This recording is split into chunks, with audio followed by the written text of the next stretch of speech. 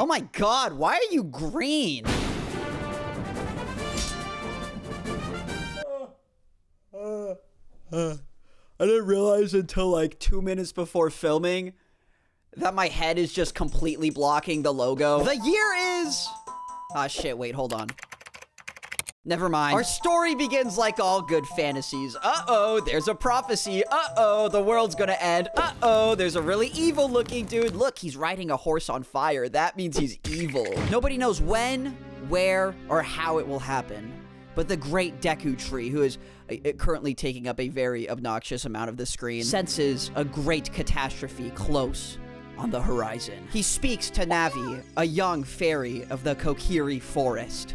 Find the boy without a fairy, the youth who's destined to lead Hyrule to the path of justice and truth. Find Link Smash Bros. Look at this lazy-ass dude. He can't even get out of bed. Oh my god, the world's going to end. After violently smacking him around for a few minutes, which is just a phenomenal first impression, Navi finally awakens Link, the hero of time. Also the hero of sleeping. He likes sleeping a lot as well. But there's no time for that right now. We gotta go be the hero of, speaking to the Great Deku Tree. We gotta go speak to the Great Deku Tree. What a beautiful day in the Kokiri forest, where everyone is eternally children and the beds look like they could break my back in several different positions. We've got Link's childhood friend, Saria, this other girl named Fado, who I tried talking to, but ended up clipping off of the tree and falling to my death, and Mido. Mido is a dick. Yeah, I don't know what fairy crawled up this guy's ass, but as the self-appointed gatekeeper of the forest, our good buddy here has decided that without a sword or shield, Link is not allowed to leave the village. You can't leave the village without a sword or a shield, dick. Well, it doesn't take long before I saunter my way over to the Kokiri training grounds. I don't know what these literal children could possibly be training to fight for, but hey, if I'm gonna find a sword, it'll probably be here. Crawl my way through a secret hole, dodge a couple boulders.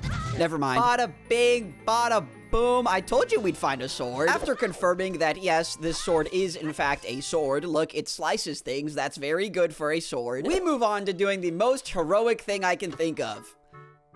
Robbery. Look, I'm not gonna act like money grows on trees here. Thankfully, they do actually grow in pots. 3 minutes into this adventure, and I've already broken multiple Kokiri laws, but hey, sometimes words are just suggestions. Plus, come on now, I gotta buy that shield. And with our sword and shield now in hand, get the hell out of my way, Mido. Suck on my Deku nuts. Oh my god. That was a really long walk. Returning to the Great Deku Tree, he speaks to Navi and Link about the prophecy, about the fate of the world.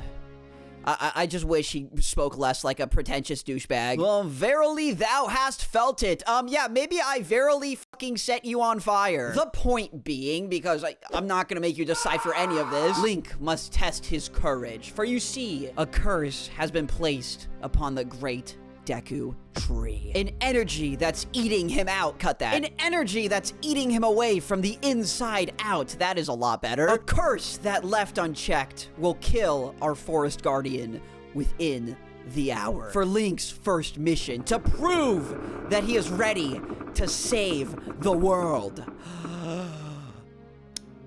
we will be performing tree surgery.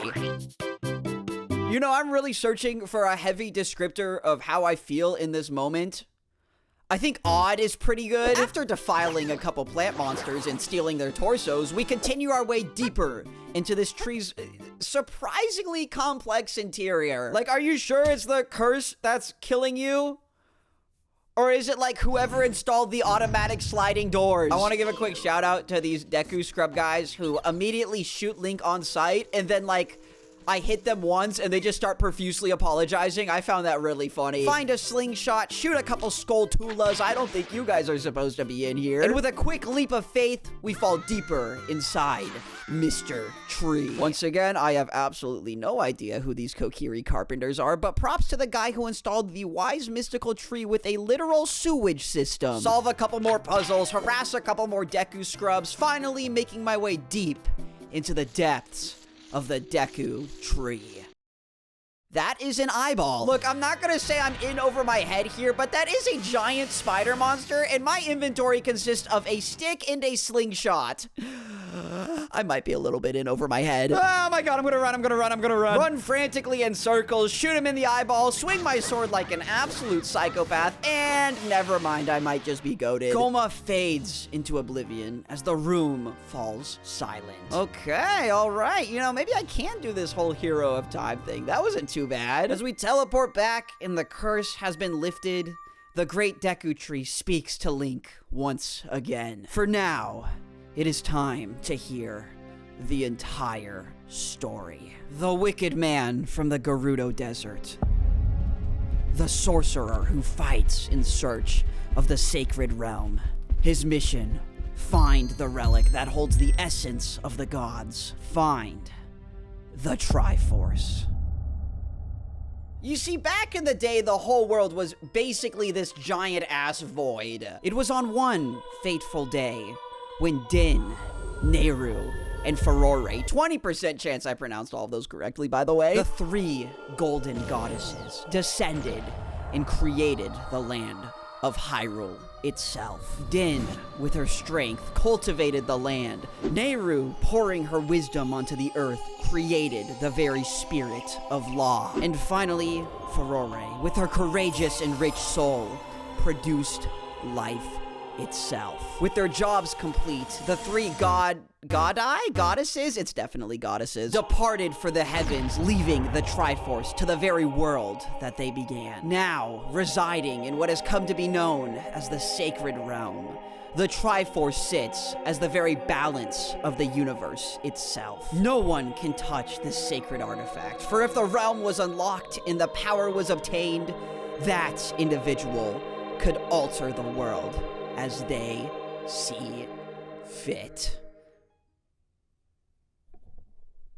Did you hear me gulping? I think I just gulped at that. Am I really the most qualified person for this job? I mean, I feel like curing your spider AIDS is like 10 to 20 steps away from stopping the world-ending threat. I nominate Mido. I think he'd be great at this. The prophecy has been spoken, and Link has reluctantly proven his courage. However, while the curse was broken, in truth, the great Deku Tree's final hours have been doomed for many, many years. With the prophecy spoken, his job is now complete. Do not grieve for me, for I have been able to tell you of these important matters. This is Hyrule's final hope. Go to Hyrule Castle, find the Princess of Destiny, and after bestowing upon us a green mystical stone, it is now time for our adventure to truly begin.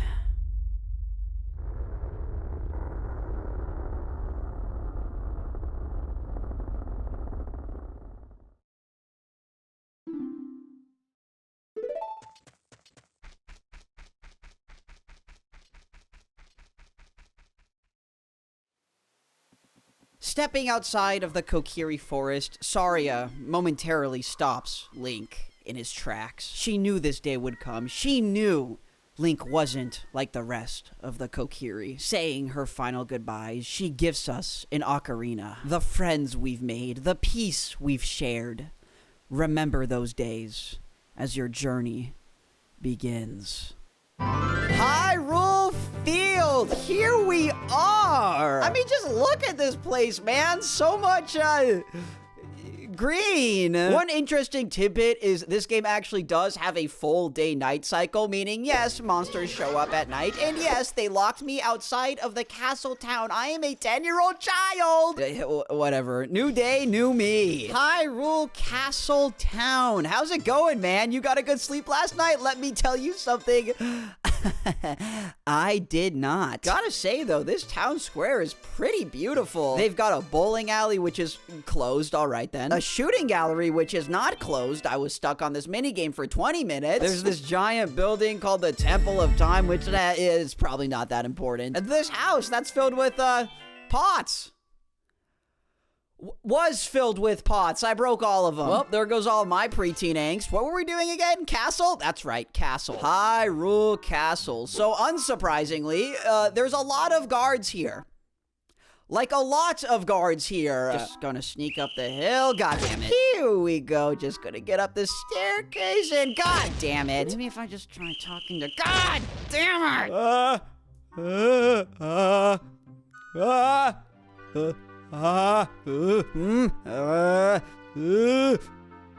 First try. Swimming down the moat. This is probably the least sanitary castle infiltration I've ever participated in, but hey! I made it in the castle! And so we sneak our way through what might be the least practical castle design I have ever seen. Someone genuinely tell me the purpose of this structure. There is a lot of guards, however, I am both young, quick, and scrappy. Many don't know that those are my 3 defining traits. And with a bit of skill and finesse, hey! That was surprisingly easy. Finally, as we approach the figure ahead, we have made it to the castle courtyard.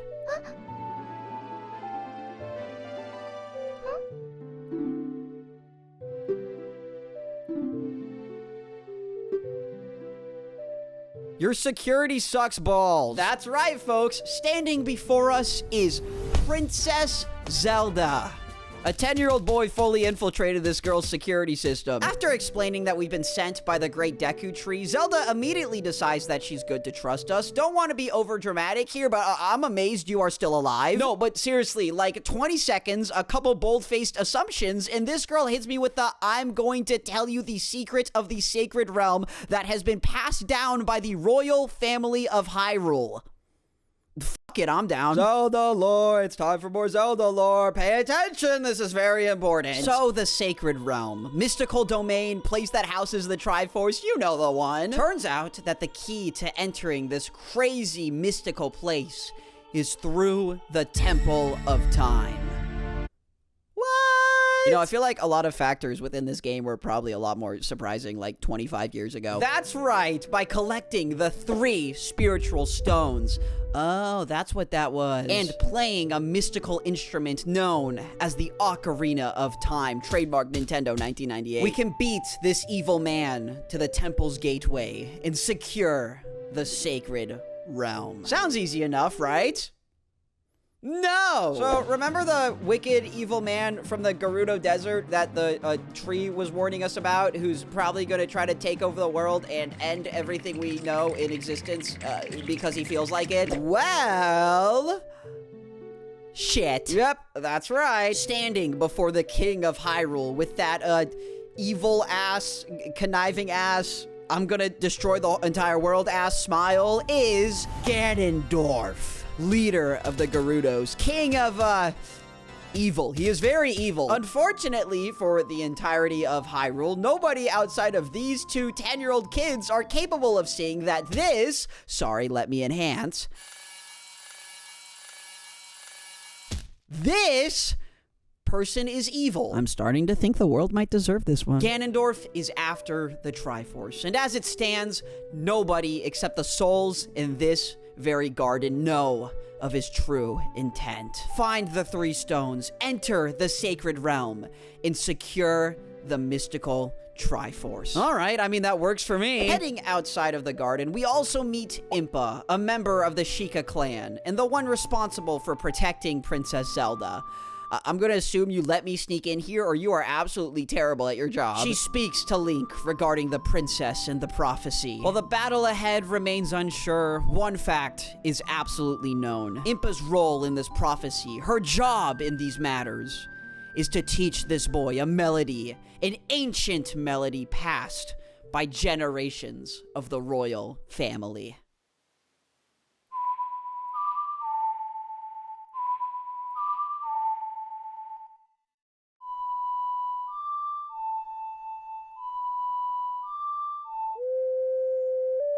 No. No. God damn it. I'm not doing the ocarina bit. Anyways, I'm sure that song will help at some point. And with our mission now set, Impa leads us outside of the castle walls, telling Link that our next stop will be found atop the grueling Death Mountain. All right, all right, all right. Mr. Sign, which way do I gotta go? Hold on. This way to Lon Lon Ranch. You know what? It's a video game. I gotta get a little sidetracked. Situated within the dead center of Hyrule Field, welcome to Lon Lon Ranch. Owned and operated by I'm Not Mario and definitely not Luigi, this place is neat. There's not really a lot to do here right now, but we do end up meeting Mario's daughter, Malon, and more importantly, their horse, Epona, who is absolutely terrified of me, by the way. I get it. I am very intimidating. Luckily, after calling us a dumb, stupid fairy boy, which definitely feels a little racially charged, Malon makes it up to us by teaching me Epona's favorite song. I have no idea what this is possibly gonna do for us, but hey, maybe the horse will not be absolutely horrified of me now. Hey, chill! Well, I think we've officially given a horse attachment issues. Am I a complete piece of shit for this one? Probably. But hey, I think I really gotta go get to that mountain now. I think I'm gonna go. Bye-bye. As we get back on track, it doesn't take long for me to realize that there is a giant mountain sticking out of the horizon line, which, after putting 2 and 2 together, that's probably the way I gotta go. Welcome to Kakariko Village, a silly-looking town located at the bottom of a not-so-silly-looking mountain. This place has all sorts of stuff going on. This lady who lost her cuckoos, a bunch of carpenters working on projects, an innocent man who was cursed by an evil deity and transformed into a demonic creature beyond human comprehension. These people keep a cow as a pet. After finding a pretty cool looking shield in the graveyard, which I am too small to use, wow, I look pathetic, I tell a local guard that Zelda has sent me to investigate the mountain, which he instantly believes and opens up the gate. You people are way too trusting. And after battling a couple strange spider guy thingies, we find our way to the Goron City. Good old Gorons, the only Zelda creature so genetically perfected that they haven't changed once in 25 years. Such a fun and whimsical city. Would be a real bummer if they were dealing with, oh, I don't know, a famine. Yep, that's right. These guys are actively starving to death. Now, I'm sure you're wondering why I'm making such a joke out of this pretty obvious tragedy. And that's because it's not a tragedy. These guys are just really stupid. Long story short, about halfway up the mountain sits a special cave known as Dodongo's Cavern. Why is it so special? Well, it's the only place where the Gorons can harvest the tasty rocks. Yep, that's right, folks. These guys have become so accustomed to eating gourmet sirloin rocks, that is not me being funny, I'm taking a one-for-one quote here, that with the cave now taken over by an ancient evil curse, the Gorons have refused to eat any food and are slowly dying. I have no words for you. Well, after a quick conversation with the local leader, Darunia, his request becomes simple. Go to the cave, get us our yummy and tasty rocks back, and if you succeed, you get the fancy stone. God damn it. Wow. This place is horrific. This dungeon's all about explosions, exploding walls, exploding enemies, exploding stairs. There's a lot of exploding. After a quick lizard battle that, of course, was not close in the slightest, we go right back to what we know best. Exploding. So, I'm sorry, I just gotta get it out of my system. Making our way across this incredibly safe-looking bridge, we find what I would consider the scariest room up to this point in the game. Holy shit, they have killer Roombas! Go, go, go, go, go, ouch! After practicing my jump shot, we find more of these lizard guys, once again, not even close in the slightest. Drop a couple more bombs, open a secret passageway. This area has fire bats that destroyed my shield. Holy shit, that's a Breath of the Wild reference. Push a couple boxes, explode a hole into the ground, finally dropping into the bottom of the cavern. All right, who's been eating all the rocks? Surely it's not a giant dinosaur. Yep, okay, I'm just gonna go ahead and save my game real quick. Fucking run! Welcome to the King Dodongo fight, where this absolute nightmare creature, which after what we've seen is really saying something, rolls in a ball like a literal armadillo, desperately attempting to transform me into a Legend of Zelda approved, officially sponsored Link pancake. Am I getting my point across well? Grab bombs, throw them into his giant gaping mouth hole, slash the ever-loving hell out of this Godzilla head-ass wannabe, stab, stab, stab, another day, another W.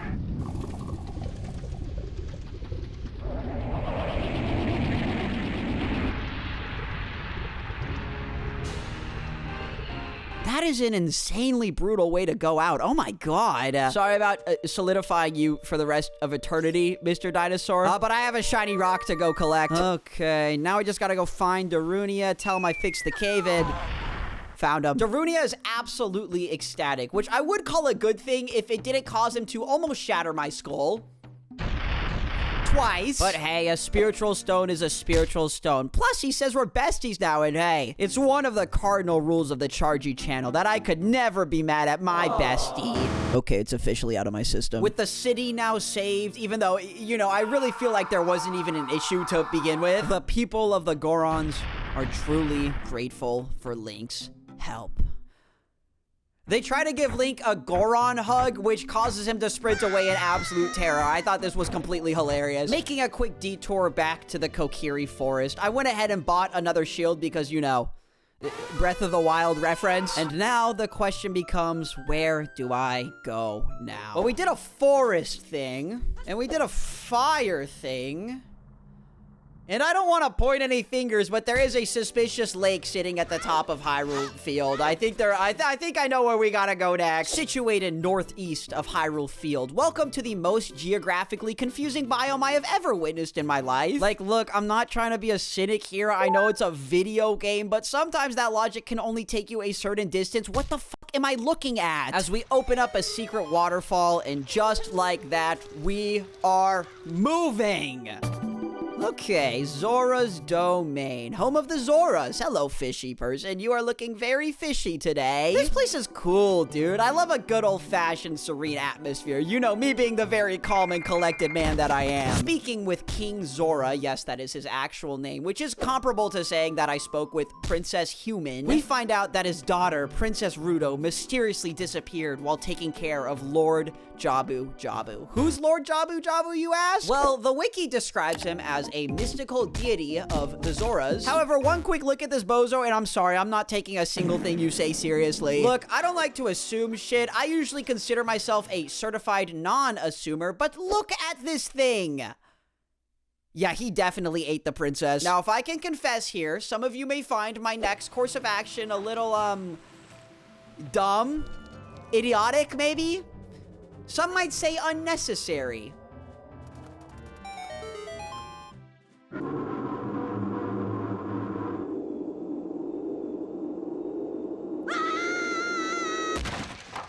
But I really think he ate the princess. Yep, that's right, folks. Welcome to Dungeon 3. This is the new reality of my life. Look, I try to be as fair as possible when it comes to giving my honest opinions and reactions to each and every segment of every video game that I play on this channel. So, here we go. Fuck you. This dungeon blows. Look, I'm sorry, but walking around the internal organs of a giant fish monster while constantly being electrocuted and pissed off was not an enjoyable time. I was so displeased with my Jabu Jabu experience that I even started ranking the dungeons. Bang, bang, fuck you. Okay, anyways, I'm getting a little ahead of track here. Going through the first few rooms, we find exactly what I expected to see. So, first of all, I fucking called it. Second of all, aren't Zoras like 50% fish creatures? Is this not like pseudo-cannibalism? Princess Ruto is here, and if there's anything you should take away from this encounter, A, she does not care that we came to save her, B, she wants us to leave her alone, and C, she does not look at her surroundings. Now, you know that thing that games do where they have like an escort mission where you have to follow behind an NPC and it pisses you off and it sucks ass and it sucks ass? Did I mention it sucks ass? Now imagine that exact scenario, except the NPC refused to move at all. That's right, this entire dungeon is one big game of pick up the whiny princess, throw the whiny princess, pick up the whiny princess, throw the whiny princess. Hell has a new name and it's inside Jabu Jabu's belly. The only, yes, only saving grace of this entire situation, she makes a really funny noise when you throw her at the wall. Listen to this. Princess Ruto offers Link a deal. She agrees to leave the belly and return to her father if, and only if, we find the third spiritual stone which she lost inside of his stomach. I do not like you. Can you calm down? Heading deeper into this absolutely beautiful structure, we eventually find a boomerang, which managed to bring me my first droplet of joy in this otherwise hellish experience. Look, it comes back when I throw it. This awoke my inner child and made me very happy. You know, it's moments like this where I'm battling a giant angry uvula inside of the stomach of a fish monster with a boomerang that I begin to question if a 10-year-old elf boy from the forest was really our best possible option. Then again, there was also this room where I gotta pop a lot of bubbles. Okay, maybe the 10-year-old was the right choice. Carry the princess, drop into some more random holes, and that felt way too easy. Can you please calm down? Well, a stone is a stone. Don't know why I'm complaining. Surely this inconspicuous platform won't, oh, I don't know, suddenly elevate into the sky, revealing a giant octopus monster, proving why I continue to have trust issues. This boss is pretty simple. Mr. Octopus desperately attempts to transform me into a Legend of Zelda approved, officially sponsored Link pancake. Is anyone else getting deja vu here? Throw the boomerang, run around the arena, smack, smack, smack. Not even close. Well, we did lose the princess. Oh no. Yeah, you know, I'm gonna take this one as a blessing in disguise. But we gotta go find the stones, so I guess we gotta keep moving. And so after jumping through a couple of meat cubes, I spend like 5 minutes throwing boomerangs at jellyfish. Not as fun as the bubbles, believe it or not. Finally stepping to... Okay, and that is a really big jellyfish. Wait, no, hold on a minute. There's multiple big jellyfish. What am I looking at here? What the fuck is a baronade? Okay, honestly, this fight's pretty cool. I got to use the boomerang, which made me happy. Running in circles, killing the jellyfish, and attacking the baronade. What I don't know what is a baronade? And after enough swinging and throwing and swinging and throwing and more swinging, lots of swinging, we finally defeat the thing.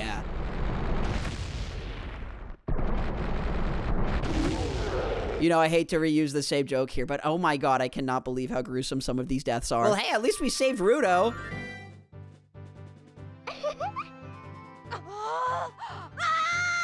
Oh my god, this guy is so embarrassing. The princess thanks us for saving her life, and in exchange offers Link the third and final stone, which in Zora culture apparently also doubles as a marriage proposal.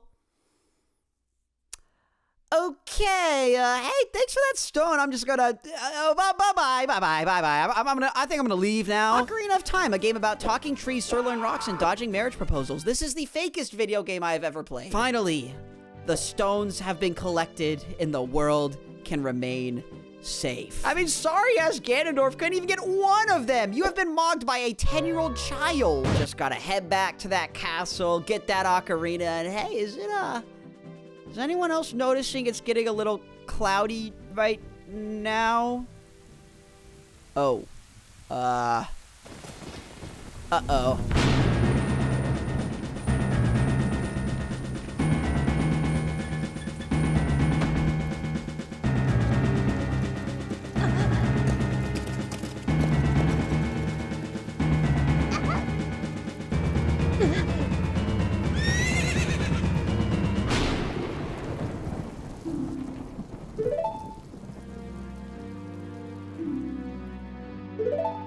I just gotta point out how funny it is that Link looks so tiny in this frame. Look at him, he's a little guy. After asking which direction Princess Human ran, Link decides he wants to skip straight to the final boss, which goes about as well as you would expect. And as Ganondorf runs off into the shadows, we gotta move, bro. We sprint into the waters, grabbing the Ocarina of Time. Who knows where this journey will lead? Who knows what battles are left to face?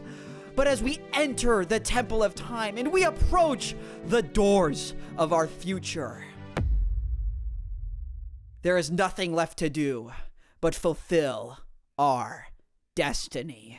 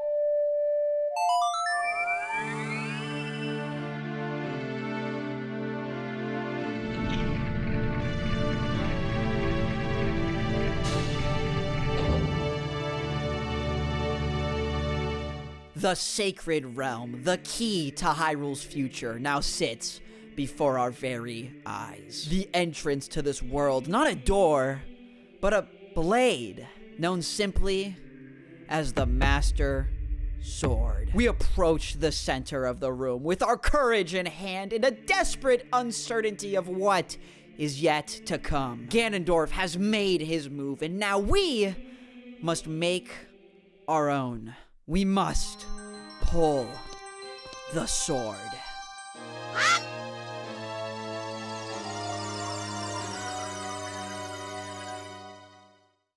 We fucked up.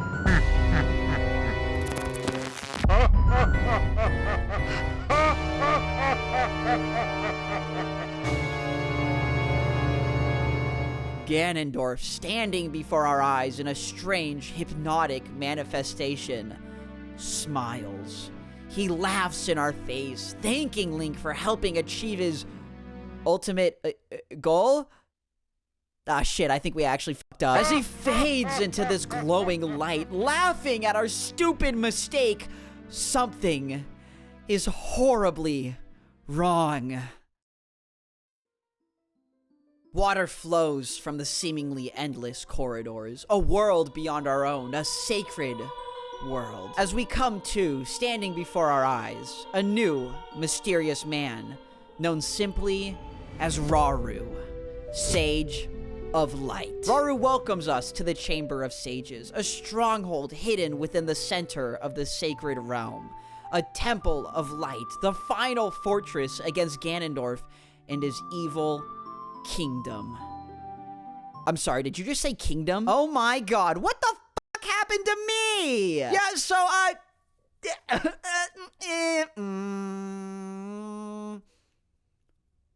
oh no. So remember how we just went into the Temple of Time, opened the Sacred Realm, and, you know, pulled the Master Sword out and all that silly jazz? We forgot to close the door! That's right, after opening the door to the Sacred Realm, Ganondorf having, oh, I don't know, common sense? Followed Link inside, meaning, yes, Ganondorf succeeded in his plan, and yes, kids, this is a great example why you should always speak to a trusted adult before attempting to save the planet from an evil sorcerer. So apparently everything went to absolute shit. Ganondorf obtained immense power, took over the entirety of the kingdom, and I am officially the biggest sucker in Hyrule. Seeing this calamity take place, it was decided without any of my consent, may I add, that Link's soul would be sealed away for 7 long years, until his body could, you know, actually wield the mystical Master Sword. Once again, cannot believe I was not even considered in the opinion process here. Nevertheless, our situation remains clear. Link, now being an adult, must journey throughout Hyrule, find the other 5 sages, and with their power combined, seal away Ganondorf and restore peace to Hyrule. As Rauru gifts us the Light Medallion, a symbol of his power. That's right, folks, this video has 2 collection graphics. Aren't you guys just so spoiled? As we're now sent to the future's Temple of Time, the fate of Hyrule once again rests on our very shoulders. Who the hell are you? Suddenly, a mysterious man begins to speak to Link. When evil rules all, an awakening voice from the sacred realm will call those destined to be sages, who dwell in the 5 temples. Thus is the legends passed down by the ancestors of Sheik, a survivor of the Sheikah clan. 5 sages remain: forest, fire, water, shadow, and spirit. Find those with the power to seal away evil. Find those who can guide us to Hyrule's prosperity. If we believe our destiny to be true, our first answer will be found in Kakariko Village. Where the hell did this person come from? Well, Cheek, I will consider your suggestion and move on ahead with my journey. I mean, I haven't even seen Hyrule yet. Who knows? Maybe it's not that bad. Okay, it's bad. Look at this place, man. Everything's gone to shit. Even Hyrule Castle looks more like Ganon's castle.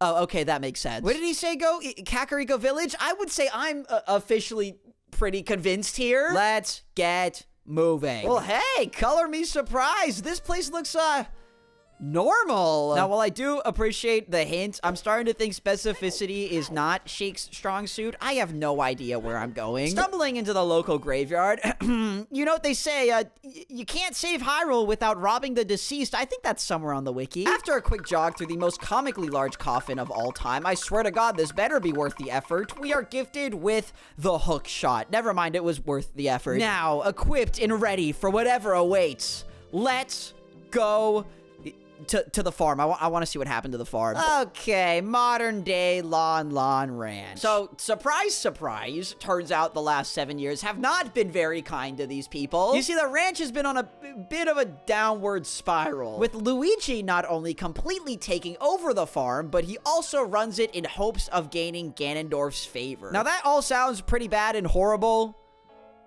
because you know it is. But hey, he's offering free horsey access for only 10 rupees, and who am I to say no to that? And look! Epona got old! Now, me being the absolute empath that I am, it does not take long to realize these horses fucking hate it here. I do not blame you guys. This dude is an asshole. Luckily, for the low price of, half my income, we can challenge Mr. Farmman to a one-on-one race. Winner keeps the horse. I lost. Just cut to the damn temple. Steal your money. I'm gonna steal your money. Okay, after walking back to the Kokiri Forest, we take a quick trip through the Lost Woods. Look, even Mido's here, who I should note has absolutely zero clue who I am, which, like, come on, are we being serious? But heading deeper and deeper, dodging these insane pig guard enemies, specifically this absolute psychopath. Like, what are we even doing here? Eventually, we spot the entrance of the Forest Temple. The following message is sponsored by Raycon. Okay, everybody listen up. If you're anything like old Charlie here, then there's nothing that gets you going quite like a great product at a great price. And if those two statements just so happen to tickle your little noggin, then let me tell you about Raycon. Now, I'm not only talking about active noise cancellation, and I'm not only talking about a super ergonomic and incredibly comfortable design, I'm talking about all these different aspects coming together to create wireless earbuds that won't only satisfy your ears, but your wallet as well. Because unlike other competitors, Raycon provides their customers with the same premium audio experience at, get this, half the price. Now, I've been using Raycon for a few weeks now, and let me tell you something. These earbuds are the way to go. With 32 hours of battery life, you'll catch me standing around, sleeping around, and even working around, all while jamming out to my favorite tunes. So if you, dear viewer, are looking for a quality sound experience at an incredibly great price, then click the link in the description box or go to buyraycon.com/chargy to not only get 20% off the Everyday Earbuds Classic, but you'll also be supporting the channel as well. Thank you very much. I love you very much. Thank you, Raycon, for sponsoring this video, and let's get back to our regularly scheduled program. All right, now how am I gonna get... Where in the hell did you come from? Sheik approaches our hero. The flow of time is always cruel. Its speed seems different for each person, but no one can change it. Is your whole thing just like showing up out of nowhere to tell me your poetry? Never mind, he's gone. Now, this is what I'm talking about. A tried and true Zelda dungeon. We've got a really big room that splits off into smaller rooms. I don't actually know what classifies a Zelda dungeon. The goal of this temple is simple. 4 large Poes have scattered across the interior, and these dudes want to play hide and seek. Now, this is probably one of my favorite footage segments from the entire project. Just because of this one clip. Pretty sure there's a fairy somewhere in this room as well. Oh my god. It's the most embarrassing shit of my entire life. I have no excuse for my actions. I spent a lot of time lost in this dungeon. I'm talking 1 straight hour of desperately sprinting between the same exact 3 rooms with nothing but willpower and delusion telling me something will eventually change. I think you can probably assume how that process went. Spoiler alert, horribly. But after finally realizing I had to go back to the beginning of the dungeon and climb up this completely random wall to get a secret key, which was probably the most kick in the balls moment of my entire video game career, one thing became very clear. That being that I suck ass at Zelda. Still, we continue on, making our way through some corridors, fighting these crazy-ass skeletons, and finally obtaining the bow. Oh yeah, now see, this is cool. It lets me shoot secret eyeballs, melt ice on the wall, and most importantly, shoot these suspiciously post-shaped paintings. Hey, wait a minute! Smack, smack, smack. Well, that takes care of that guy. It did not take me long to realize that these guys really like hiding in paintings. Like, they all decided to hide inside of paintings. At least this guy made me put the photo together, but like I still killed him immediately. You know, it started off pretty poor, but I gotta say, once I was rolling, this was a very pleasant experience. The whole forest temple aesthetic was cool. The puzzles were unique and creative, specifically that one where I got to put the Poe image together. I just really liked that one. And also there was this cool hallway that twisted me 90 degrees. I know this is a fantasy game, but I don't think gravity can do that. And finally, as we defeat our final Poe, an elevator opens in the center of the room. Descending down into the lower layers of the temple, we find wait a second, Ganon? Never mind. Yeah, I don't know what a phantom Ganon is, but this dude has a flying horse and can go inside of paintings. Like, pick a power, man. For real though, this fight is insanely cool. Phantom Ganon dips in and out of paintings. Sometimes he's real, sometimes he's fake. Shoot the real one enough, and he gets so pissed off that he challenges us to ping pong. Okay, a little sidebar here. I found out during this fight that I could actually reflect the light ball with a bottle instead of my sword. It doesn't really do anything. I just thought that was really funny. And with one final slash, Phantom Ganon spasms up into the sky. As this mysterious puppet flows into the center of our arena, Ganondorf commends Link for his strength in battle. It was well fought and victory was secured, but this husk was nothing more than a weak, inferior puppet. But to be honest, that just sounds like he's making excuses. I'm just saying. Well, that was a fun dungeon. Gonna throw that on top of the list so far, but we should really get moving. This script is already 6,000 words. With our battle now complete, we descend upon the sacred realm. For now, we have awoken Saria, Sage of the Forest. Yeah, you know, I can't really say this was much of a shocker. You were like one of 2 Kokiri with unique character designs, and yeah, that was not happening. Nonetheless, the temple is complete, and the forest medallion is ours. With 2 down and 4 to go, that's some pretty good progress. Now, where do we go next? Is that what? Wait a minute, what the hell is... Link, you are so embarrassing. Well, hey, look at that! A new Deku Tree was born! This guy genuinely might have one of the chillest character designs I've ever witnessed in my life. I fuck with you so heavy. The Sprout thanks Link for beating the temple, for breaking the curse spreading throughout the forest, and most importantly, allowing him to be birthed. Am I a father? He tells Link the truth, that he never was a child of the Kokiri forest, but secretly a Hylian orphan. A child of fate, taken by the great Deku Tree during times of war.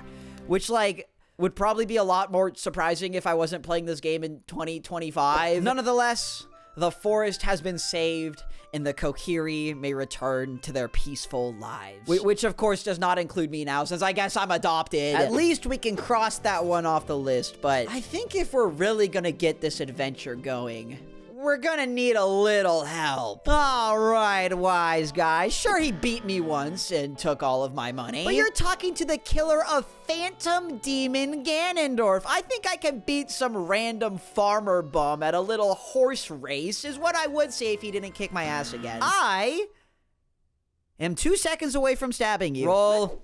Deku Nut, roll, Deku Nut, roll, Deku Nut. You know what? This is way more fun than riding a horse anyways. Gonna take a long shot here and guess the Fire Temple is probably somewhere up Death Mountain. I don't know. Maybe it's just my elite Zelda intuition. You know, 7 years is a lot of time. Hyrule Castle suffered the literal apocalypse. The Kokiri got a new Deku Tree. I wonder if the Gorons have changed at all. I mean, I will say the mountain is a lot quieter.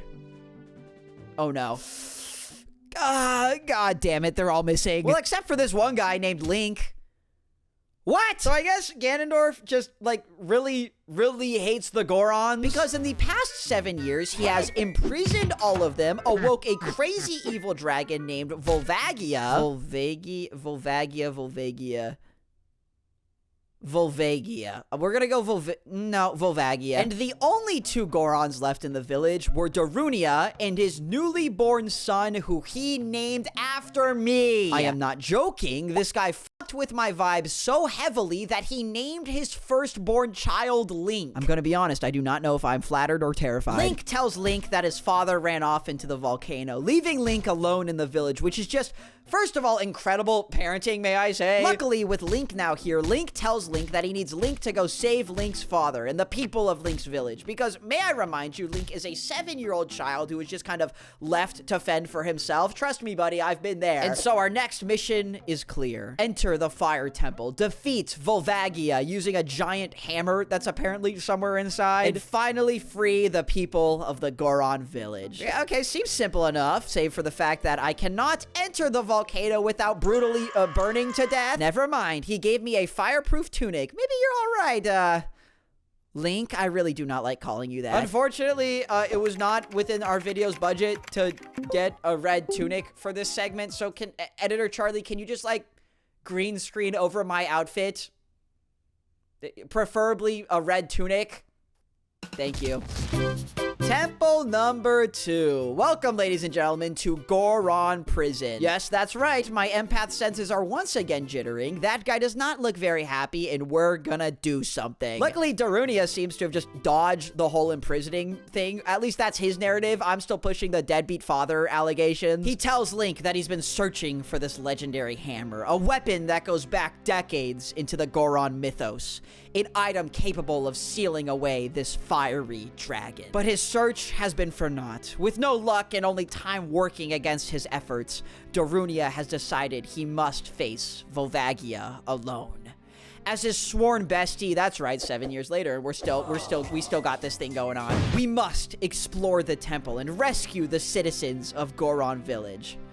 Yeah, you know what? I got nothing better to do. Hey there, buddy. Yep, you're free to go. Just go ahead and get out of here. Don't know why this asshole specifically put you in a dark cave of despair, but hey, go ahead and have a nice day. This dude was sealed behind a literal brick wall. Did I just save a fucking psychopath? Elevator intermission, elevator intermission. Look at me go up and down. This thing is really cool. Oh my god, why does this place have a labyrinth filled with boulders? Yeah, you know, maybe just be a little careful on your way out. You know, I really hope Gorons are nimble because I have no clue how you're gonna get out of this location. Oh, never mind. He's just gonna walk on air. That's cool. Oh my god, I cannot believe how many of these dudes got imprisoned, but hey, at least we're making progress. Just in time for me to run through an invisible fire maze. This is not obnoxious in the slightest. This dude was thrown into a secret well.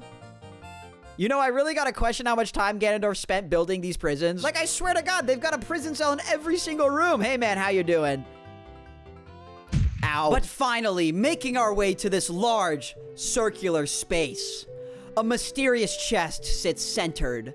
One that holds the key to... never mind. A mysterious chest sits centered. One that holds the key to victory. The key to saving the Goron village. The legendary hammer is finally up!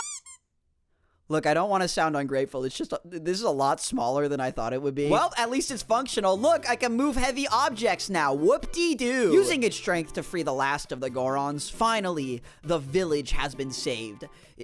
Kind of. I don't actually really know what happened with the whole Darunia situation. We should probably go check that out and, yeah, okay, I can't say I'm surprised. Well, at least I brought this digital clock with me.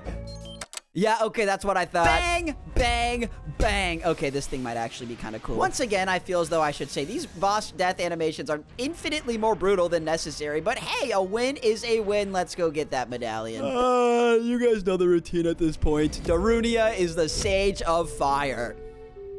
Shocker. And with his people saved, which roughly translates to more time away from my child, he agrees to aid us on our quest. That's what I'm talking about. You know, it feels really good getting Death Mountain back to normal.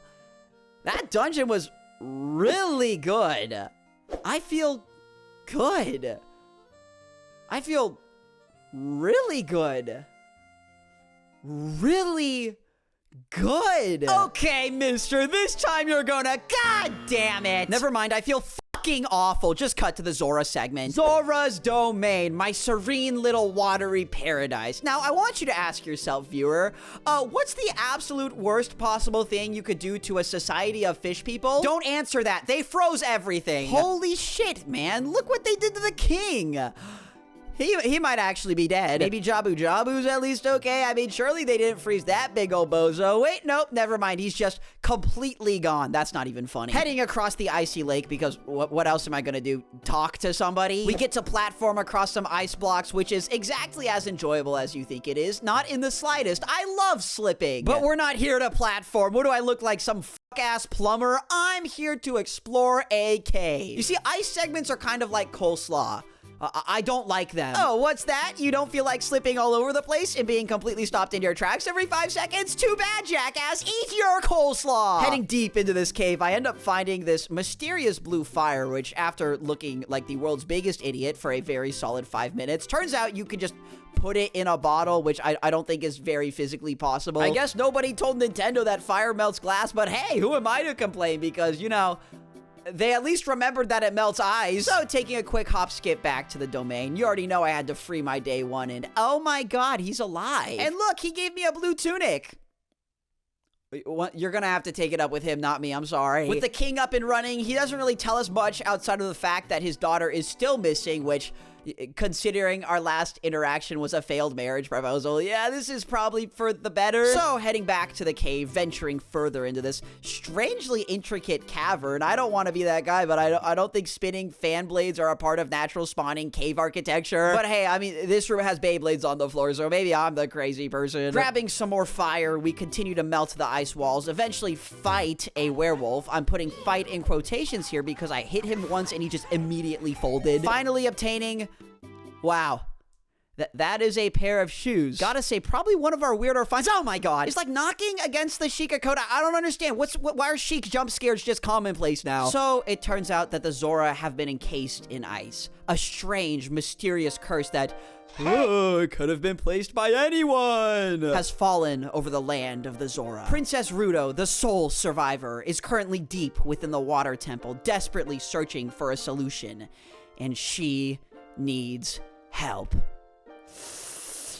I don't know if it's a good idea for me to go see her. Sheik teaches us a song to teleport to the temple, and oh my god, I really do not have a choice here. Okay, we're really doing this. Well, folks, welcome to Lake Hylia, or more specifically, like 10% of Lake Hylia, because this boy is drained. Don't know who, what, where, how, or why we decided to do this one. Feels a little petty. But hey, with the help of our cool new weighted shoes, yeah, it turns out these things are actually unfathomably heavy, we have made it in.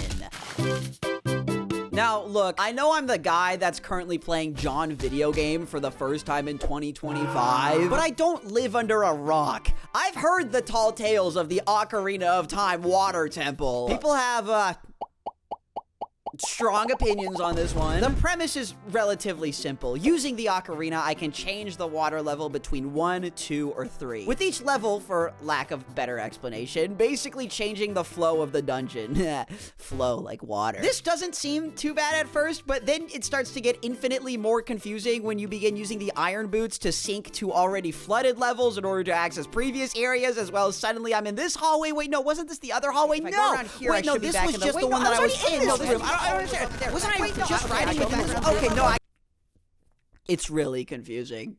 But also kind of fun. Yeah, I don't know if maybe I'm a psychopath, but considering my full-time job, I think that's more of a given than a question. But once I really started to get the feel and understand what water levels need to be where and how I can get to specific rooms, this dungeon is really good. But I'm getting ahead of myself. I gotta go talk to Ruto. Surely she doesn't remember every single thing. not the time. Well, after getting bashed for my loyalty, which, I'm sorry, you were not the one imprisoned in time for 7 years, we can make it up to her by breaking the temple's curse. Joke's on you, lady. I was already planning on doing that. And so the water-based hijinks begin, going up and down and fighting clams, and also the most obnoxious enemy in the game. I fucking hate these things. Raising the water level, lowering the water level. It is incredibly overstimulating, but that has never stopped my severe amounts of ADHD before, and it's not gonna do it right now. Finally making our way to this door as we, did I take a wrong turn? Yes, of course, Ganondorf. We can include the infinite void of peace and tranquility. Like, I don't want to overreact here, but this room is crazy. It's so serene, so peaceful. I mean, I am also completely locked inside with absolutely no means of escape, but hey, you know, sometimes I deserve a break. Okay, they might have put drugs in the water. All right, you little poser. You wanna... it's gonna be like that. So this shadowy little freak knows every single move I'm going to make. Swing your sword? Nah. Place a bomb? Good one. Honestly, I have no idea why I thought the hook shot would work. I was getting really desperate here. This dude's a real motherfucker, let me tell you that. No matter what I do, he dodges, he swings, he jumps on top of my sword, and aura farms like, come on, that one's just hurtful. You know, I think my favorite part of this entire footage segment is that I spent 10 minutes looking for the trick of the fight. Like, I was playing different songs, opening and closing different menus, seeing if there's something to do with the tree. Like, it could not be more obvious that I just played a Kojima game. Turns out the actual trick was brute force.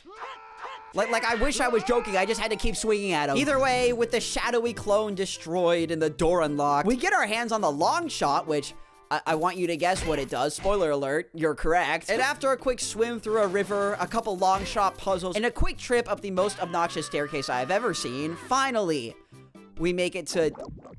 What the is that? Dude, these water dungeons and their fake-ass bosses, man. Not to mention this one is extremely violent. I have no words for what is happening on my screen. Like, I try to find the bright side in these kinds of things, but frantically attempting to get my hands on this little homunculus orb just for it to instantly run away like I'm swatting a goddamn fly was not fun. It was pissing me off. The hookshot does not move fast enough for this shit. Oh my god, will you just come here? But with enough pure anger and willpower, we take our final slash as the orb thing literally explodes. Add that one to the list. The curse has finally broken. Back to the sacred realm. I love the sacred realm. Hey guys, how we doing? To absolutely nobody's surprise, my lovely wife, yes, this is still happening, I think I've just accepted my fate at this point, is Rudo, Sage of Water. I really like the part where she tells Link that he has her eternal love, and you see this guy actively shudder in fear. He does not want to be in this situation in the slightest. But hey, a medallion is a medallion, and boss fight aside, that was a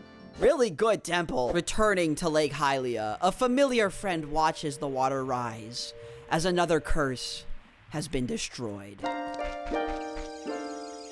Another kingdom saved, another friend remains.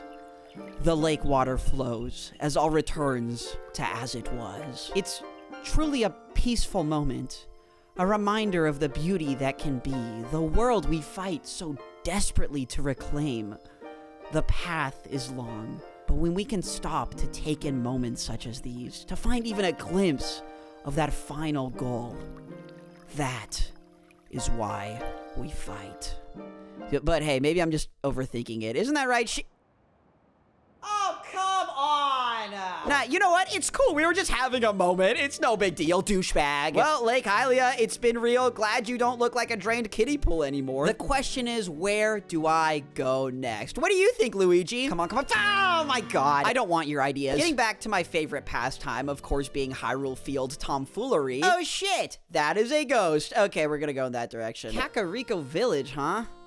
The stable, peaceful society that's had a surprisingly strong track record so far? Surely it isn't, on fire? Oh, hey, look, it's Sheik. Sheik, you didn't set the village on fire, did you? What are we even looking at over here? Okay. Yeah, I don't think structures usually fly like that. There wouldn't happen to be any ghosts or something. I mean, I did see one flying earlier, but, maybe it's the wind? Nope, never mind. That demonic line of darkness and shadow is definitely giving more of a this town is haunted by ghosts vibe. Hey, does anyone know if these things can actually hurt me or not? Why is it coming right at me? Kakariko Village might be haunted. Waking up on the grassy floor, the rain has quelled the onslaught of flames. Years ago, Impa, yeah, remember Impa? That's right, she's important again, sealed a dark evil deep within the Kakariko well. A spirit that was to remain till the end of time has awoken by the drums of Ganondorf. To save Kakariko, to return the spirit to the depths that it once crawled, Impa has gone to the Shadow Temple, and I think you all know what I gotta do next. Wait, pause. Actually, hold on. Hold on a minute. Okay, bit of an issue here. I can't get inside of the temple. Okay, I want to give a quick shout out to the many Ocarina of Time walkthroughs that exist through the internet hive mind, because this part of the game is not explained very well. Turns out that unlike every single other temple we've done up to this point, you aren't supposed to just enter the temple. No, that would be absolutely ridiculous. So remember that well from like 20 seconds ago? Well,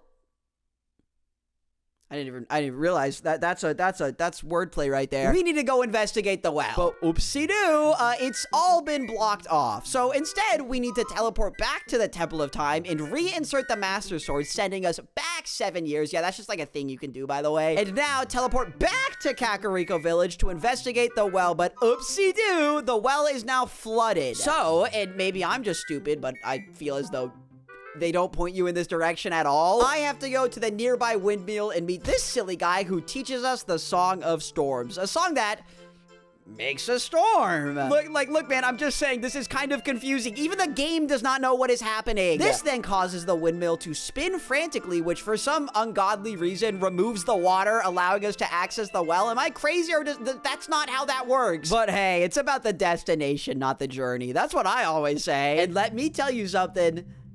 This destination is fucking horrifying. Don't know why Nintendo decided to put the child in the most traumatizing segment of this game. Surely that isn't foreshadowing anything. But we continue through the well, dodging giant flying skeleton heads, getting set on fire by bats while simultaneously grappled by undead mummies. I am very uncomfortable. And after a quick battle with Mr. I Genuinely Fear 1998 Nintendo concept artist. Look at this shit, he twitches on the floor after death. E for everyone, by the way. We finally obtain the Lens of Truth. And this item is cool. Look, it lets me find hidden objects and shit, like this chest with 100 rupees. That's enough money for 2 whole horse races. I will be pocketing that for later. But now, with the lens in our hand, we can grab the sword, go back to the future, and now, let's do the temple. Okay, temple number 4. You know, at this point, I feel like I'm kind of a professional. And this one's all about using the lens, opening secret doorways, finding secret paths, opening secret chests. Everything is hidden, and I'm gonna find it. Heading into the first rooms, we end up finding the hover boots, which might be the most self-explanatory item name in the entire series. What a thrill! As we make our way further through this really cool platforming segment, I ran into a skeleton head guy who just immediately missed his mark and jumped to his death. Wow. I also had to push a block through this incredibly dangerous hallway, which went about as well as I think you think it did. And in the moment of deep and profound remembrance, I once again used my jump shot to progress even further, which I definitely did not miss on my first attempt. That would be absolutely ridiculous. I mean, seriously, this dungeon is just cool as shit, man. There was this fan segment where I had to use my, quote, sacred feet, aka propel the hover boots into a secret room. And look at this, they even have a boat! Yarr, I'm a pirate and shit. Isn't that what those guys say? Hey, I don't think ships move that way. Yo ho ho, I'm sword dueling skeletons while sailing a pirate ship inside of a haunted ghost dungeon. I don't think my life gets much cooler than this. After sinking the ship, because little known fact, I don't know how to drive a boat, we explore an invisible maze, shoot a couple more threes. I don't even want to know the implication of this room. And finally, with a little more platforming, we find a strange hole. Yeah, I don't think I have much of a choice here. Whee! Oh, okay, that's bouncy. Feels kind of like I'm on a drum. I might be on a drum. I just want to take a moment of appreciation to respect the fact that this boss's name is Bongo Bongo. That's fucking awesome. Bongo Bongo plays the drums, and using our sword, we have to stop him from playing the drums and smack the shit out of his eyeball. I cannot put into words how cool this fight was. Like, I seriously cannot say anything bad about it. It's such a focused concept, like getting bounced around on the drum, desperately trying to stop him from playing. It's really cool. But finally, with one last slash, Mr. Bongo has been defeated. And with the Shadow's curse now destroyed, once again, we make our way to good old Sacred Realm, finding Impa, Sage of Shadow, speaking to us of that fateful day. 7 years ago, Impa's duty was sworn and simple. Protect Princess Zelda, ensure her safety, a promise that to this day has remained secured. Yes, the princess is alive and well. Soon, we will meet face to face. And look, all I'm saying is I think a horse would really help with that. That's all I'm trying to say. Come on! Roll, Deku Nut. Oh my god, that one went flying. Shadow Temple was cool as hell. Throw that shit on top. Well, one quick look at the map, and we've now got A, B, C, and D all finished out, but, there is a suspiciously untapped area on the left. A very deserty area. Oh yeah, baby, the Gerudo Desert. I love this song. For the first time ever, we venture off to the western side of the Hyrule Kingdom, which I just want to say I'm fucking horrified of. Friendly reminder who's from this place. Making our way to the broken bridge, using the long shot. I completely missed my shot. But hey, a little extra legwork never hurt anybody. Surely my dumbass piece of shit self wouldn't do, I don't know, the exact same thing twice. Third time's the charm. You know, people actually do say that for a reason. Finally, making my way across the gap, we find Master Craftsman. Yes, that is the extent of his name. Don't feel bad. He called his daughter Kuko Lady. As we speak to Mr. Craftsman, we discover that all of his goons, do not laugh at that word. Speaking to Mr. Craftsman, we discover that all of his goons, deciding that being craftsman was lame as hell, ran off to join the thieves of the Gerudo Fortress. Now, for those of you who do not play a lot of Zelda, it's a very important note to make that the Gerudo are a tribe consisting of 99.99% women. Of course, the one exception to that fact being Ganondorf. And if your name is not Ganondorf or Orf,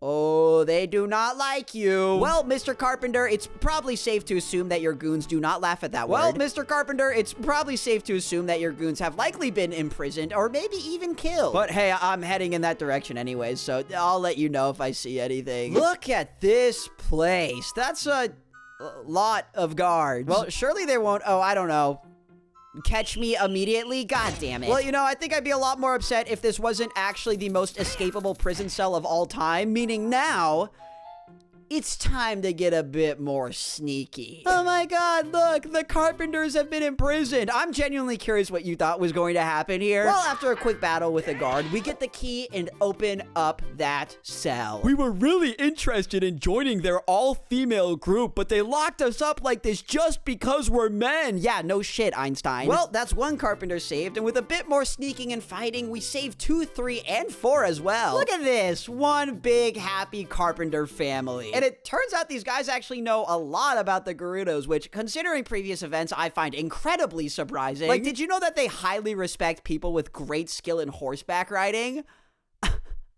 Oh my god, they would hate me. But more importantly, they tell us that deep within the desert, Ganondorf's second in command, Naboru, has been hidden away within the final Spirit Temple. Meaning, you guessed it, it's desert time. Okay, this might be a challenge. With the help of our hover boots and a lot of desperate exploration, this, of course, included me following this absolute piece of shit Poe who provided the most inconvenient pathing of all time, we finally stand before our final challenge. Okay, we have a problem. I can't fit inside of the temple. Okay, I can't believe I'm doing this again. Welcome back, little baby child. Let's go check out this temple. Okay, we have a problem.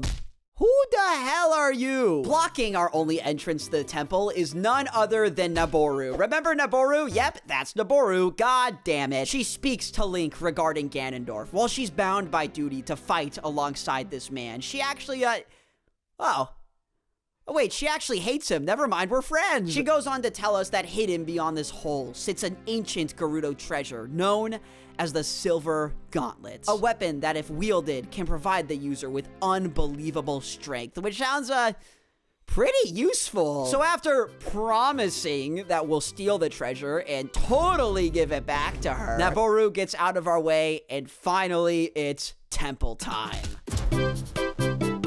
Welcome to the Spirit Temple. It took roughly 5 seconds for a fire bat to run up and ruin my entire day. You know what? Shields are overrated anyways. You know, I gotta say, fighting these adult Link enemies as a literal baby boy child is incredibly intimidating. Surely this isn't foreshadowing anything. Solve a couple puzzles. At one point, I was so scared without my shield that I ran all the way back home to get another one, which was then broken again immediately. Have I mentioned that I have trust issues? There's this one section where I have to use sunlight to open a door. That shit was cool. Finally make your way to this Dark Souls ass enemy. I'm scared. Now, is it a smart idea to fuck with this thing? Probably not. But, oh, I've been a kid for too long. I feel my angst coming back. I'm gonna throw a bomb at it. I don't care. Oh, yeah, okay, it's officially moving. Come at me, you little pussy. I'm scared. Holy shit, man, I was joking. Swing, dodge, swing, dodge. Swing. Oh, shit. I genuinely cannot believe that I ended up winning this one, but hey, a win is a win. I hope I never see you ever again. Finally, as we head out to the roof of the temple, I can proudly say that the silver gauntlets are ours. Does anyone else feel like something bad is about to happen?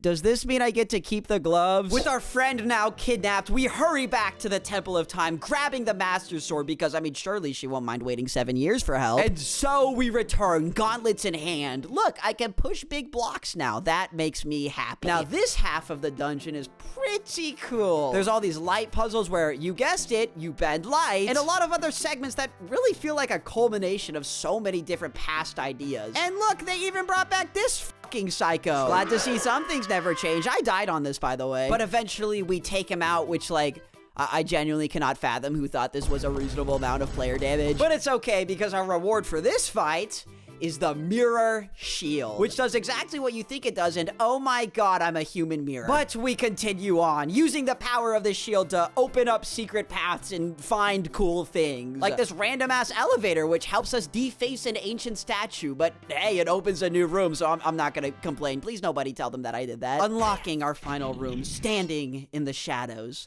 The two witches from all those years ago. They scold Link for entering their private quarters, to intrude on their personal matters, to teach him a lesson, to teach him not to defy Lord Ganondorf. Through the will of their personal minion, they will see Link's death guaranteed.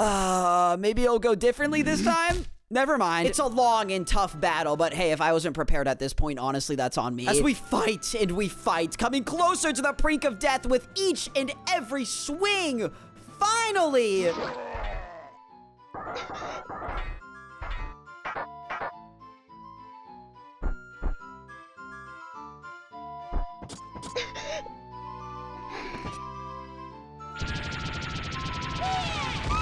Oh my god, they vaporized her. The witches run off to the next room, leaving us with only one option. Continue forward, continue deeper, continue into their own personal arena. For Link will make a fine sacrifice to the great Lord Ganondorf. And oh my god, this fight is so fucking good. You see, each of the two witches have an element, meaning they're both very good at hurting Link, but they're also pretty good at hurting each other. I mean, come on. Like, do I even need to say anything? This is such a cool concept. I don't even give a shit that it's impossible to aim 90% of the time because I was too wrapped up in how cool I felt when it actually worked. As we deflect and run, pushing Twinrova to their absolute limits with one final shot. No other option remains. It's time to get serious. Yeah, that's a pretty warranted reaction. Did you just fuse? Welcome to phase 2, where now I'm being both fired and iced. But fear not, because the shield remains goated. After reflecting a couple more shots and smacking the ever-loving shit out of her with one final swing. Okay, update. I think I might have actually killed them. Should I feel guilty about this? Maybe. Probably. They did kidnap and brainwash someone for 7 straight years of torture. Yeah, you know what? This was probably warranted. And so we head back to the Sacred Realm for one final time. The 6th Sage has been secured. And surprise, surprise, it's Naboru, Sage of Spirit. As the final medallion falls before our eyes, a symbol of our journey and the battles faced up to this very moment. The phantoms of the forest, the dragon of the mountain, the whatever the fuck a Morpha is, the bongo playing hands of shadow. I'm now just realizing how much weirder the bosses get halfway through this game. And finally, the twins of spirit. Highs and lows, each fight more thrilling than the last. It's finally time to end this journey. The man who has taunted us from the very beginning, who's savagely thrown us time and time again. Since that moment we departed from the forest, leaving our friends and our childhood behind. All of it, every fight, every struggle, every tiny glimpse of hope. We now must face our hardest challenge. I'm ready. As we round our first corner, we pinch ahead a lead. He rides quick on our tail, but god damn it, this game is almost over and I really need to get the horse. We remain quick and steady, holding our stamina as to maintain this precious lead. Each turn more frivolous than the last. He's riding close and I'm getting scared. But finally, as we make it to the finish line, yeah! I got the horse. Okay, we can go beat the game now. As we ride Epona to the entrance of the castle town. Thanks for the help, buddy. I will now never use that mechanic ever again. We run to the Temple of Time. For before we can see this battle to the end, before we can finish this 7-year war, we must confront one final friend. Sheik stands before the hero of time, the boy who's mere moments away from facing his destiny. Before we can challenge the king of evil, before we can lay haste upon his castle, there is still much we must know. As we've come to learn, the Triforce sits as a relic balancing upon power, wisdom, and courage. Those 3 traits, the very same that the goddesses used on that first sacred day, make up the powers that can transform the very world itself. However, the truth was never so simple. The power of the Triforce could never abide by the will of an imperfect being. For Ganondorf did obtain the Triangle of Power, but his wisdom and courage faltered, and the Triforce shattered. Individuals who held the traits to absolute mastery, who could embody the courage and wisdom they contain. The holder of the Triforce of Courage, Link, and the holder of the Triforce of Wisdom, the 7th Sage, who is destined to be the leader of them all.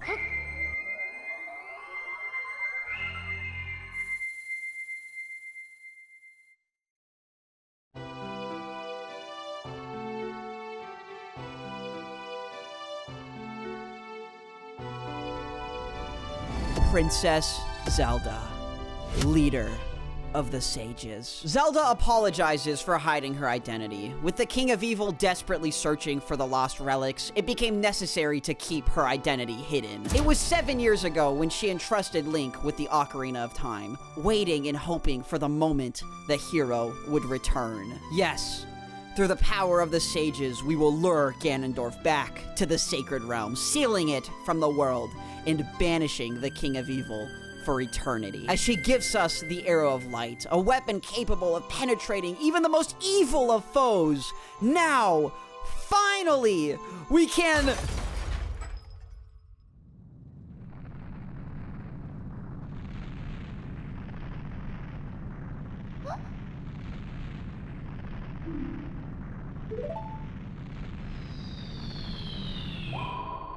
Yeah, you know, that felt a little bit too easy. You know, I want to act amazed that this dude managed to find Zelda within 30 seconds of her taking off her disguise, but she did reveal herself inside of the Temple of Time, which is like equivalent to confessing a crime in front of a fire station. What did you think was going to happen here? Well, shit, man. You know, things were feeling kind of peachy there for a second. My fault for assuming that Link's allowed to experience joy for more than 2 milliseconds. That one's on me, guys. Ganondorf has made his move. Zelda is trapped, and who knows what calamity is yet to come. There is no more time, which is incredibly ironic, by the way. There is no more time to prepare for this fight.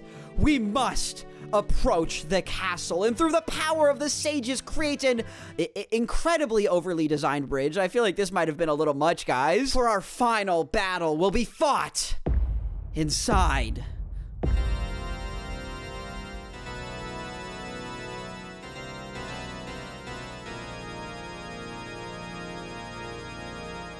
as we enter the castle. 6 doors, each representing one of the sages, circle around the center of the room. Our job here is pretty self-explanatory. Enter each mini-dungeon, solve each puzzle, shoot a light arrow to awaken the sage, rinse and repeat. Dude, this whole segment is really fun. Literally bringing back every single mechanic in a different way as a short and sweet test of just how much I remember, which, spoiler alert, sometimes was not a whole lot. Saria, Darunia, Rudo, Impa, Naboru, and Rauru, each awoken and one by one assisting Link as these friends we've made along the way break the barrier sealing the center of the castle. Now, we can finally journey to the summit.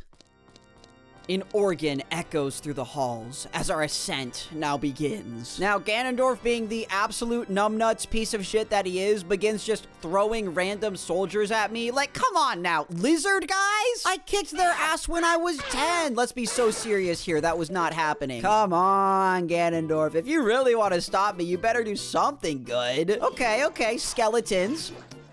Not much of a step up here. Yawn. I'm yawning. Hey, Ganondorf. Yawn. Can you hear me yawning? Whoop-de-doo, whoop-de-dum. Seriously, this feels suspiciously easy. When's he gonna throw me an actual Oh my god. Hey, guys. How's it going? Are we doing all right? Nice to see some things never change. Okay, update. I think I found the meta. Suck on my bombs. These dudes are officially my bitch. With the guards defeated, we climb our final steps to the last room of our journey. A ladder now sits before our eyes. We climb and we climb, ready to take on the world, for if it means securing Hyrule's future will...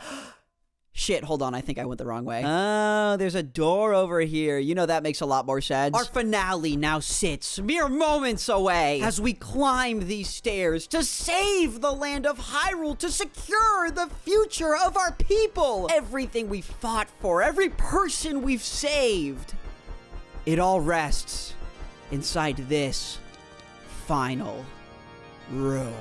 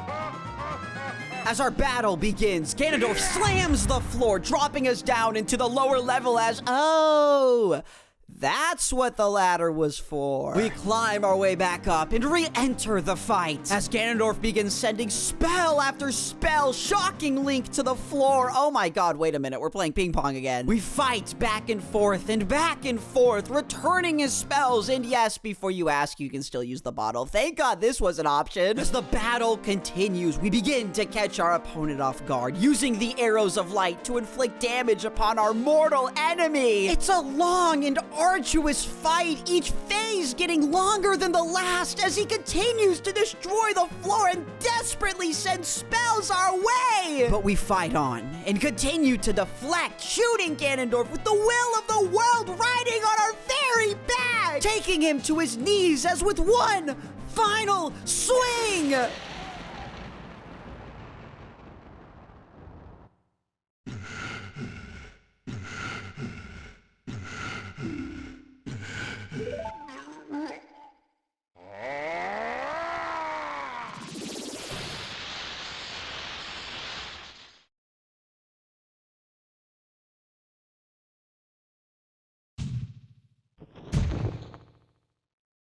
The king is defeated. Zelda descends as an air of peace now falls over the castle sky. An air of peace that does not last very long because holy shit, this tower is crumbling. We gotta go. Go.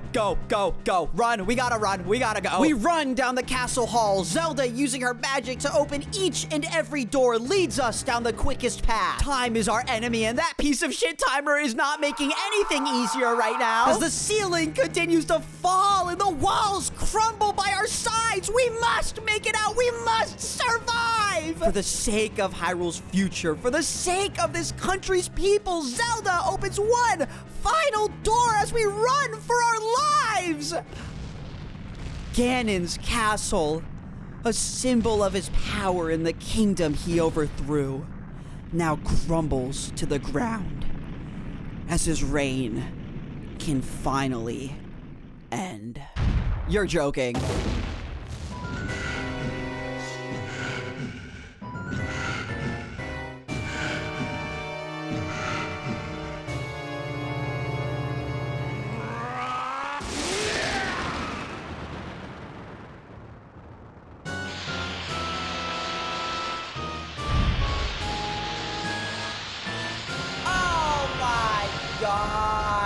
The true form of the Demon King disarms our hero with ease, his roars echoing as the last of his humanity falls in this desperate reach for power. Our sword may be gone, but the power of light remains, shooting this monster as he desperately charges us with every ounce of his final strength. This thing, this creature has become nothing more than a disgusting embodiment of evil incarnate. With one last shot, Ganon falls to his knees. In this moment of weakness, we run for the Master Sword, grabbing our blade and returning to the battle. We continue on, each swing ringing closer to that final climax. As our next fell swoop knocks Ganon to the ground, Zelda now, with the last of her power, holds the beast steady. For the sake of Hyrule, for the sake of the world, for each and every land that resides within this kingdom,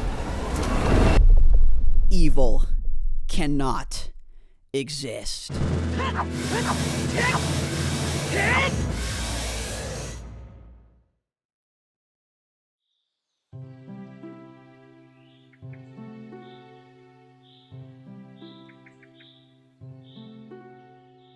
Finally, the nightmare has passed, and the world can return anew. Zelda thanks our hero, for his courage has triumphed, and peace may return upon this land. She reflects on the tragedy, her regret in unlocking the sacred realm, as the world has been saved, but the history books will never forget these past 7 years. And so she leaves our hero with one final request. Return to your childhood, lay the Master Sword to rest, and close the door of time.